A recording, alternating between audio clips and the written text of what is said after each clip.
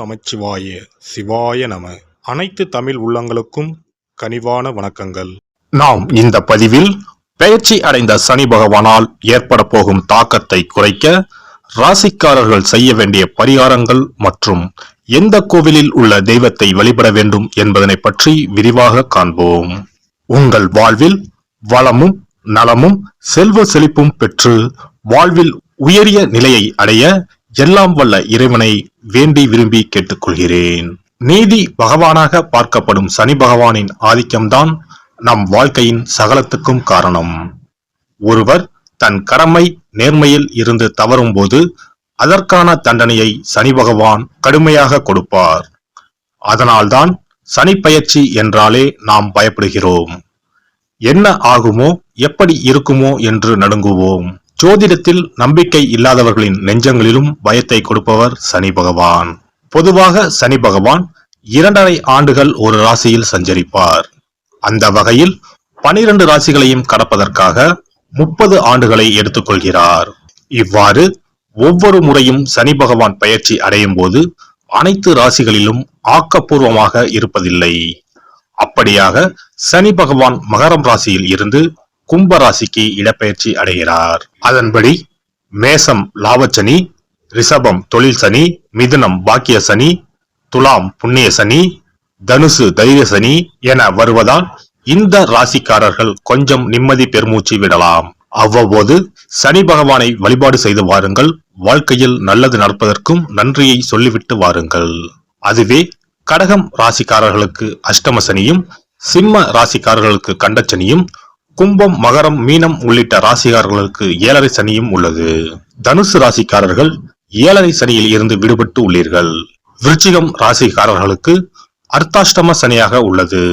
எனவே இவர்கள் தங்கள் வாழ்க்கையில் எடுத்து வைக்கும் ஒவ்வொரு அடியையும் மிகுந்த எச்சரிக்கையுடன் எடுத்து வைக்க வேண்டும். மேலும் கும்ப ராசியில் சஞ்சரிக்கும் சனி பெயர்ச்சியின் தாக்கம் அனைத்து ராசிகளிலும் காணப்படும். சனி பகவானின் தாக்கத்தில் இருந்து தப்பிக்க பரிகாரம் ஒன்றே வழி. அதன்படி சனி பெயர்ச்சியால் பாதிக்கப்படும் ராசிக்காரர்கள் செய்ய வேண்டிய பரிகாரங்கள் மற்றும் எந்த கோவிலில் உள்ள சனி பகவானை வணங்க வேண்டும் என்று பார்க்கலாம். ரிஷபராசி அன்பர்களே, தொழில் சனி காலம் நடப்பதால் இனி வரும் காலம் அற்புதமான காலமாக அமையப் போகிறது. இருப்பினும் சனி பகவானின் திருவருளை பெற, வாழ்வில் மேன்மை பெற சுவாதி நட்சத்திர நாளில் பிள்ளையார்பட்டி கற்பக விநாயகர் திருக்கோவிலுக்கு ஒருமுறை சென்று வாருங்கள். பல மாற்றங்கள் உங்கள் வாழ்வில் உண்டாகும். ஜாதகத்தில் சனி பார்வையால் துன்பங்கள் அனுபவிப்பவர்கள் விநாயகரை வழிபட்டால் போதும், வேறு எதுவும் செய்ய தேவையில்லை. சனி தோஷம் உள்ளவர்கள் விநாயகரை அவருக்கு உகந்த நாட்களான சங்கட சதுர்த்தி, விநாயகர் சதுர்த்தி இன்னும் பிற நாட்களிலும் வணங்கி வர சனி தோஷத்தில் இருந்து முற்றிலும் விடுபடுவீர்கள். சனி பிடிக்காமல் பாதுகாப்பது மட்டுமல்லாமல் சனியின் கெடு பலன்களையும் குறைத்து அருள் புரிகிறார் விநாயகர். சிவகங்கை மாவட்டத்தில் உள்ள பிள்ளையார்பட்டி என்னும் ஊரில் அமைந்துள்ளது கற்பக விநாயகர் ஆலயம். கற்பக விநாயகர் கோவில் சிவகங்கை மாவட்டத்தின் திருப்பத்தூர் அருகே அமைந்துள்ளது. பிள்ளையார்பட்டி திருப்பத்தூரில் இருந்து குன்றக்குடி செல்லும் வழியில் 8 கிலோமீட்டர் தொலைவில் அமைந்துள்ளது. இக்கோவிலுக்கு செல்ல பேருந்து மற்றும் வாடகை வாகன வசதிகளும் உள்ளன. கோவில் நடை திறந்திருக்கும் நேரம் காலை 6 மணி முதல் மதியம் 12 மணி வரையும், மாலை 4 மணி முதல் இரவு 8 மணி வரையும் நடை திறந்திருக்கும். இந்த கோவிலுக்கு சென்றால் உங்கள் தொழில் மட்டுமல்ல, குடும்பமும் சேர்ந்தே வளமான பாதைக்கு திரும்பும். சச்சரவுகள் தீர்ந்து கல்வியும் செல்வமும் நிலை பெறும். திருமணம், குழந்தையின்மை உள்ளிட்ட பிரச்சனைகள் சில வருடங்களிலே முற்றிலும் தீர்ந்து வாழ்வில் வசந்தம் வீசும். இக்கோவிலின் மூலவரான விநாயகர் கற்பக விநாயகர் என அழைக்கப்படுகிறார். வேண்டிய வரம் தரும் கற்பக விநாயகராக பிள்ளையார்பட்டியில் எழுந்தருளி அருள்பாலிக்கும் இந்த விநாயகரை தரிசனம் செய்தால் கவலைகளும் கஷ்டங்களும் நீங்கும். இந்த கோவிலில் விநாயகர் வலது கையில் லிங்கம் ஏந்தியவாறு காட்சியளிக்கிறார். வலம்புரியாக சுளித்த தும்பிக்கையுடன் இவர் வலம்புரி விநாயகர் என்றும் அழைக்கப்படுகிறார். கோவிலுக்குள் நுழைந்ததும் கற்பக விநாயகர் 6 அடி உயரத்தில் கம்பீரமாக அருட்காட்சி தருகிறார். இவருக்கு விபூதி அபிஷேகம் செய்வது வழக்கம். இந்த அபிஷேகம் செய்யப்படும் நேரத்தில் விநாயகரை தரிசிப்பது நல்லது. உங்கள் தொழில் வளர்ச்சியடைந்து நீங்களும் உங்கள் தொழிலில் பெரிய நபராக ஆக வேண்டுமென்றால் இந்த கோவிலில் சில வழிமுறைகள் கொடுக்கப்பட்டுள்ளன. அதை பின்பற்றி விநாயகருக்கு ஒரு கணபதி ஹோமமும் பால் அபிஷேகமும் செய்து வழிபட செல்வ வளம் பெருகும்.